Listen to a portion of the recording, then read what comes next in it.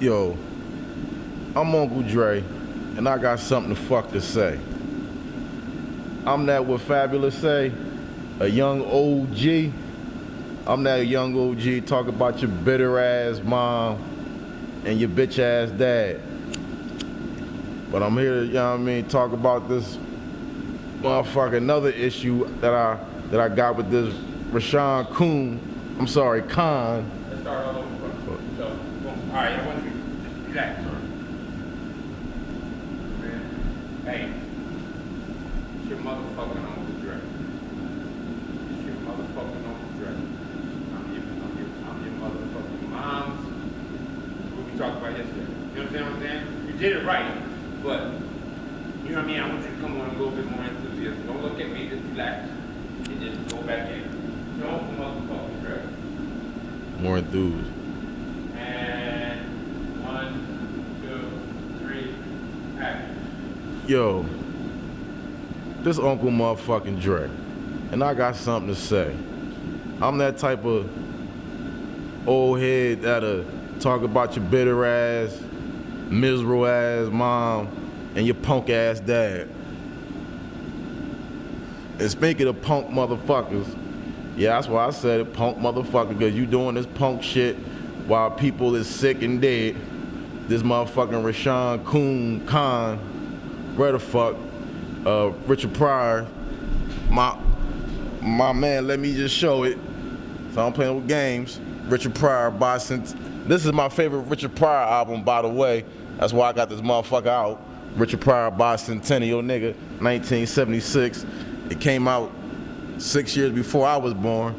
Would that make me a bicentennial nigga? Even though I don't fuck with July 4th. But that's a whole nother story.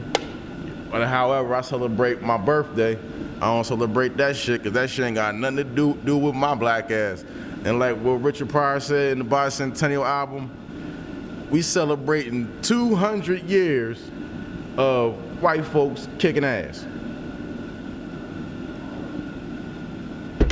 But yeah, getting back to the topic, you got this motherfucker Rashawn Richard Pryor's ex-bodyguard, telling these weird-ass stories on Comedy Hype on YouTube, saying some weird, outlandish shit that really don't make no motherfucking sense when you really think about it. Like what he was saying on there. He had 3 things on there that I wasn't fucking with. Well, everything on there he was saying was fraudulent any goddamn way. So, this shit's some green.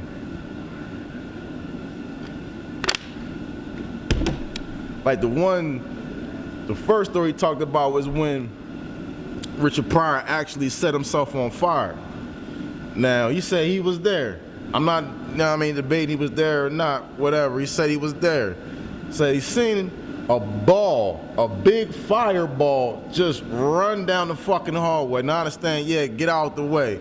But then he said some shit that ain't make no fucking sense, like he didn't realize that was Richard Pryor or a human being, period. Like, I know goddamn well if your ass sitting up there on fire, motherfucker, you gonna make some fucking noise. You gonna holler, scream. You gonna bang some tambourine, something, motherfucker. You said you on, motherfucker, you on fire. Like, how you didn't know that was a human being, nigga? He said, I didn't know. Well, I went back to the room where we was at to make sure it was 90%, making sure that it was Richard, but it was 90%, I was 90% sure. And then once I seen Richard run outside and I knew it was him, like, nigga, that don't make no, how the fuck 90%? How the fuck you 90% sure of a human being is on fire? You went to the room, like, so when you went to that goddamn room, you ain't get no blanket, a sheet, or a fire extinguisher, just something, nigga. You just, let me go back to the room. And then, what the fuck? And then you saying that Richard Pryor's aunt was also in the house, a 68-year-old woman, and she runs after him. So you this nigga's bodyguard, you wasn't sure it was him, you ran out of the way, you didn't do nothing, but his 68-year-old mom actually, I'm sorry, not mom, aunt, his 68-year-old aunt ran after him, but you couldn't. What kind of goddamn bodyguard security is your ass? What training the fuck you come from, nigga?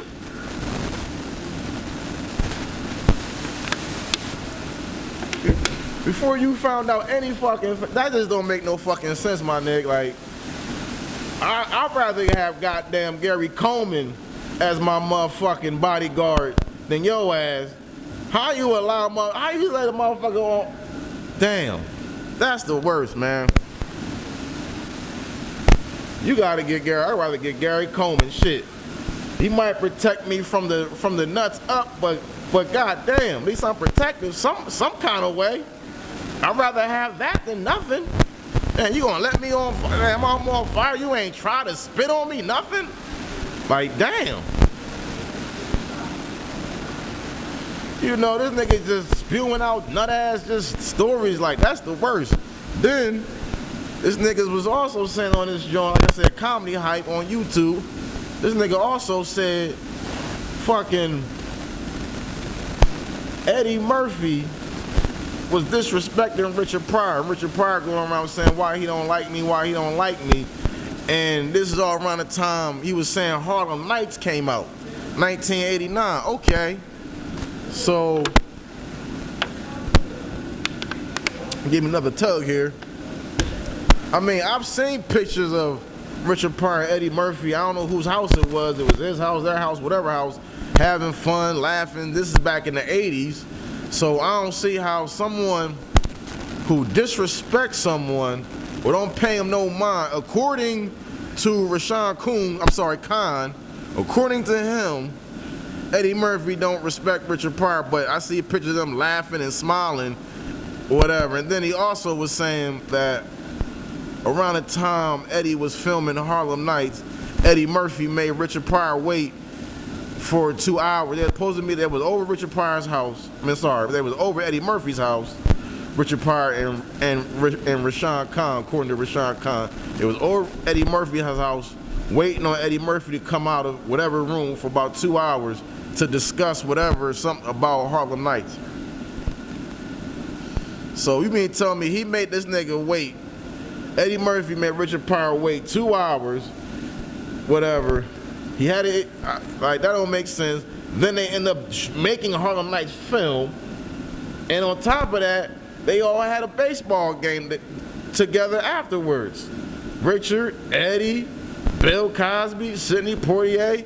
So if someone that is disrespecting you, I don't think you will be hanging out with them and doing films if they really disrespecting you according to you. That just doesn't make sense. Your whole stories on this motherfucking show is inconsistent like a motherfucker. Like, think about it. I don't give a fuck how much money you looking to get from whatever. And at that time, Richard Pryor didn't need no fucking money. He wasn't thirsty, so it wasn't like he was dick eating just to latch on to his little last success. He was already eating, so he didn't need that. To me, that looked like that was all love, all genuine. I don't see no, well, I don't like this old nigga, like according to you saying Eddie don't like Richard. And then afterwards, they all played a celebrity baseball game.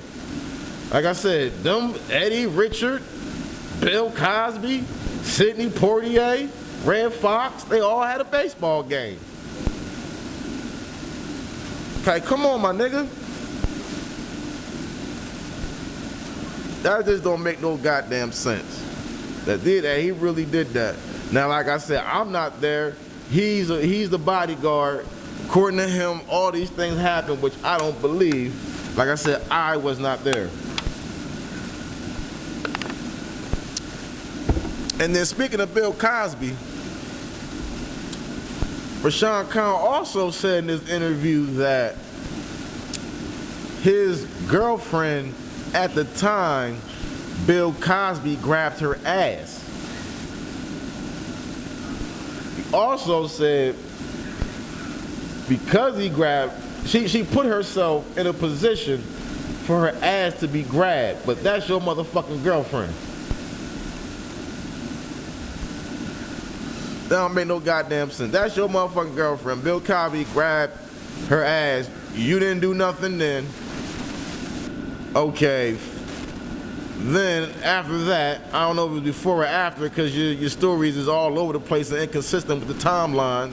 I don't know. Then he's also said Richard Pryor told Rashawn Khan to give a gift to Bill Cosby and fly out in a helicopter, fly to Bill Cosby crib and give the gift to Bill Cosby. And Rashawn Khan said when he got to Bill Cosby crib and he opened the door, Bill Cosby opened the door, he gets on his knee like he proposing to the nigga and hands him the gift like he goddamn King Solomon.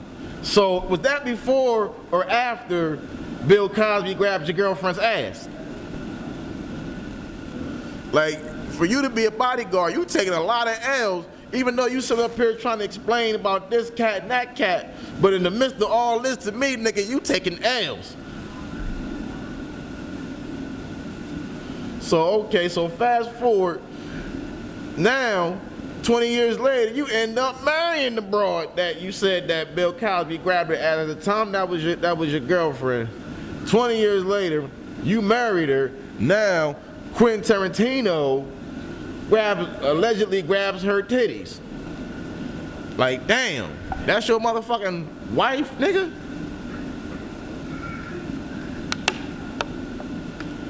This shit is tragic. Tragic.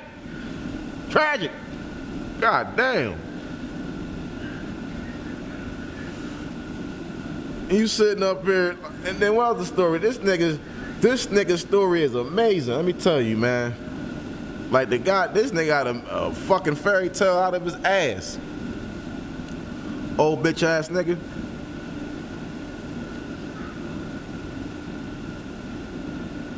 So now you sitting up here, also in the midst of that, you sitting up here saying Paul Mooney molested Richard Pryor Jr. when he was a child. That's what you said. He was a child.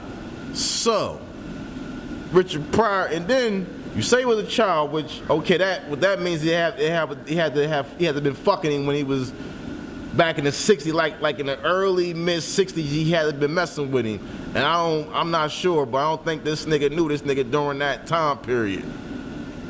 But that's some motherfucking bullshit. You know what I mean? So now you saying this nigga touched his motherfucking son, and because of that, he pissed, the friendship and everything, all that, he mad.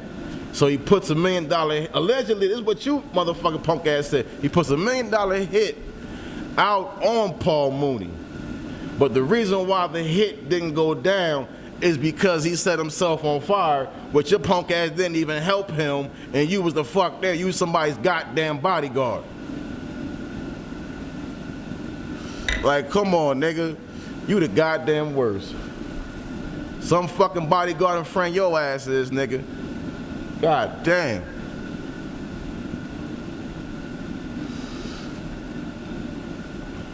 I had to take a hard puff on that one with the disrespect this motherfucker just talking on this guy, on someone who's fucking dead. And this person not even here to defend themselves. Why you ain't say all this shit when Richard Pryor was alive and Paul Mooney was well? Why you ain't say that then? You a motherfucking bodyguard, you shouldn't have no motherfucking problem. If all this is true, why you ain't say that when they was alive? They can't fuck with you. According to you, you the motherfucking man. You Bruce Leroy 2.5 or something. What the fuck you claim? I don't know. Sweet Tooth Jones ass nigga. So, okay, so this nigga, and I'm sure Richard Pryor put a hit on every fucking body, as high as he was. So you telling me if this nigga, because he hurt himself, he didn't put the hit out, but next thing you know, Paul Mooney is in Bustin' Loose. Paul Mooney is on the Sunset Strip with Richard Pryor around the time you saying that he allegedly put a hit out, $1 million hit out on him. Bruh, that don't, like, your whole timelines don't make no motherfucking sense whatsoever. And you ought to be a fucking shame of yourself, man. You ought to be ashamed of yourself, bro. I know one thing, if I was the bull that comedy hype, that goddamn interview would have been totally motherfucking different. They would have flipped the motherfucking cameras and all that bullshit. Cause he'd have been mad at me. I'd have turned into Bruce Leroy little brother and shit on his ass. Like, nigga, What's the point of you having all of this goddamn kung fu if you can't use it, coward? The fuck out of here, nigga. And a lot of these old niggas, a lot of these old celebrity niggas, man, I don't know what's up with them too. Like, y'all, a lot of y'all some weak motherfuckers, man. Y'all just real feminine, real gossipy. I gotta say that, like, cause at one point, some of these guys, when I was a kid, I really looked up to, like, wow, they really doing it, they really making it. But now that you old and even though you sitting up here talking about people that are dead, you exposing who you really are. I gotta look at you. I really gotta look at you like, yo, you this funny style, suspect ass motherfucker.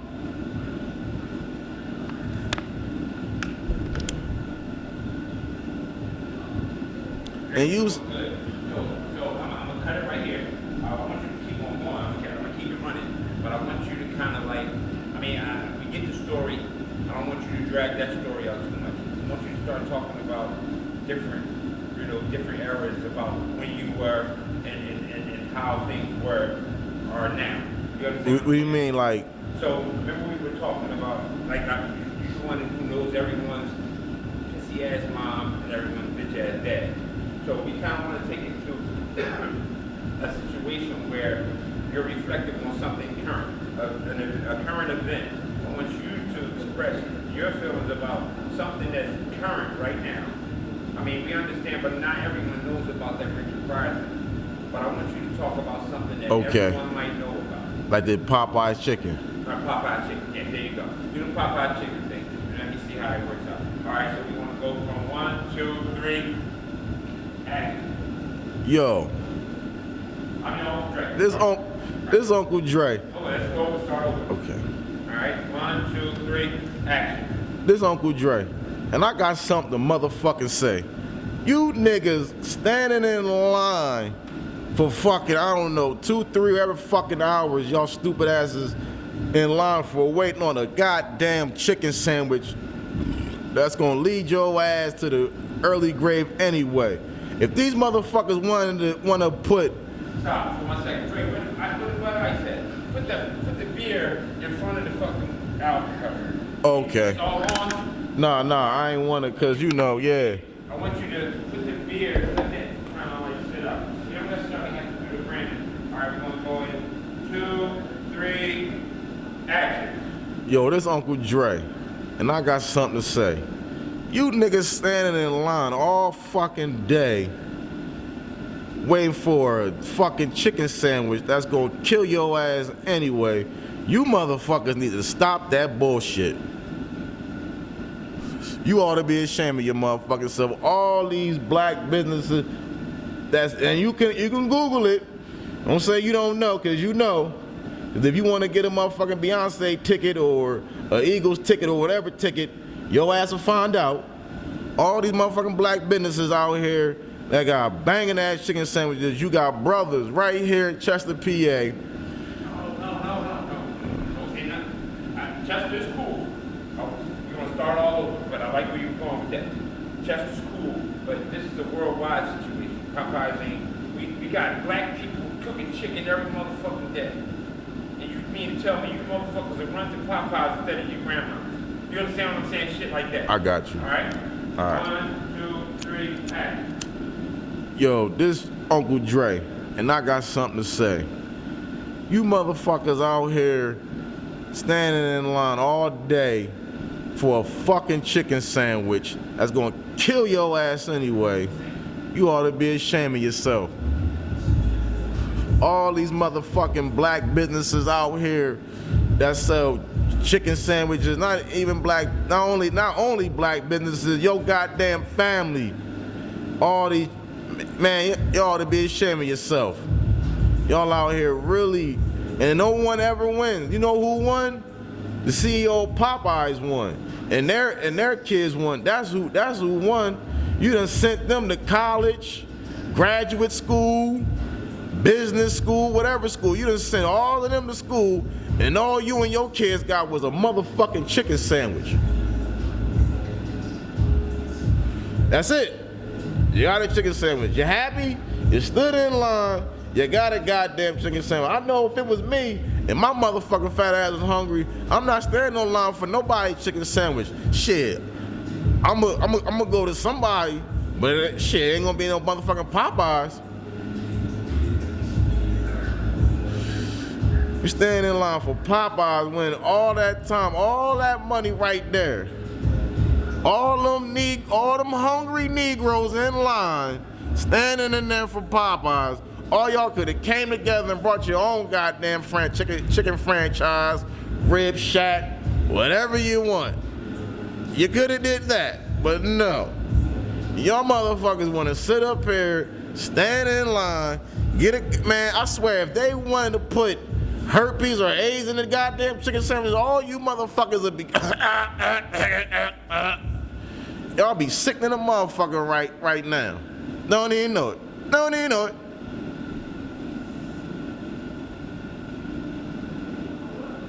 And not only that, they didn't have to advertise it. They didn't even have to bring the fucking black woman that's always in the goddamn Popeyes commercial. They didn't have to go get her. They said, nah, you can fall back. You know what I mean? You can go to Red Lobster or whatever the fuck. You know what I mean? Fall back. Red Lobster on us.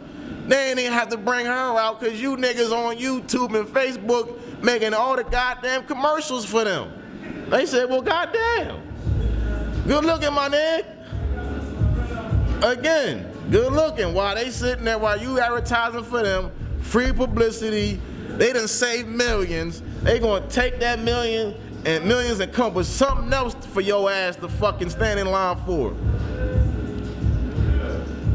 But you won't stand in line or get in line or get on code and support your own folks. I don't understand that shit. Shit, I just came from the movies, you know what I'm saying? I just seen The Irishman. And Robert De Niro, his character, Frank Sheeran, he was narrating about one of the hits, which, like I said, half the movie I already knew about because I watched a lot of documentaries and shit. But one of the hits about the bull Joey Gallo, who was Nicky Barnes' plug back in the day before he got killed. You know what I mean? When he was narrating the story, he was like, yeah, I don't know why the fuck Joey Gallo would do a fucking hit like that in front of everyone, which he killed the Italian man, Joe Colombo at he had a Italian civil rights parade, and Joey Gallo used a black man to do the hit right in broad daylight in front of everybody. That shit ain't make sense, but I understand Joey Gallo's sick way, I guess, sending some type of sick message, whatever. So they finally figured, they already knew he did this shit because he a crazy motherfucker or whatever. But in the middle of Robert De Niro narrating the story, he's saying, I don't know why Joey Gallo would go outside and hire someone else and be down with someone else and not be down with his own. Why would he go outside of his own race? And I totally dig that. And ain't a goddamn thing wrong with saying that. And I'm going back to all that saying that you gotta support one another and get on code. Period. You gotta get on code. You gotta. It's not just a pocket of a few cats here and a few cats there that's gonna support, black people and black businesses. It has to be all or fucking nothing like everybody else. And my shit done went out. It's just that motherfucking simple. It's just that simple for simple-minded motherfuckers. And I'm not saying this to be down on a motherfucker or feel a little harsh and shit, cause I know how some niggas feel and they get sensitive, but it ain't time to be sensitive. It's enough sensitivity on TV any motherfucking way with all of these gay motherfuckers and all this silly shit. And like I said before, I ain't never had a problem with no one doing whatever it is that they want to do. I don't have a problem with that. But I do got a problem with you motherfuckers just bullying your way and just forcing a motherfucker to say, yeah, okay, you gotta accept this shit, and that's that. Like, motherfucker, you got to get down and lay down, motherfucker. No. Just like you didn't want to accept yourself being a man or a woman or whatever. Just like you didn't accept that, motherfucker. I don't have to accept your shit. Take your shit and put it over there. I got my shit. I'm cool. I'm over here. Don't invade my shit. Don't do that. No, no, no. No, no, no. Let me tumble. No, no, no. But you know, getting back to what I was saying, y'all know a motherfucker sitting up here looking at me like this nigga sitting up here drinking a Bud Ice, smoking some weed, talking about me eating a goddamn chicken sandwich. Fuck that. Fuck that, and fuck that goddamn chicken sandwich. You, like I said before and I say it again, motherfuckers should be ashamed of yourself. All these motherfucking black businesses out here, and you telling me you really want to stand in line for a fucking chicken sandwich? Shit, you could have made one. You could have, but all that time that your ass stood in line, you could have got a chicken patties and buns and made your own fucking sandwich. Be better than the motherfucker that you stood in line and ate for. Fuck around, and be healthier. They can put whatever the fuck they want to put in that motherfucker. Your ass ain't gonna know. Your ass can't motherfucking tell. And you don't give a fuck. But I digress. It's your Uncle Dre. How's that, cool? So you did real good. That was cool. But I need a little bit more drama. You understand what I'm saying? And I know you laid back, and it's cool. I like the fact that you laid back. The whole ordeal. But a little bit more talking at the person. A little bit more talking at whoever it is that you're describing throughout your dialogue. You understand what I'm saying? So you're talking about something, the Popeyes thing in particular. You motherfuckers gotta be crazy. You understand what I'm saying? You gotta be crazy the way you guys are acting. I know your motherfucking parents ain't raised you like that. You know what I mean? Things that you really would say. You understand what I'm saying? Without scripting. You understand what I'm saying? I know your parents raised you different to run around hurting motherfuckers about chicken sandwiches. Like, you know what I'm saying? How many of y'all motherfuckers, grandmas make chicken, so forth and so forth? Yeah. No, but you did actually. You understand what I'm saying? You know what I mean? But you know, I need the energy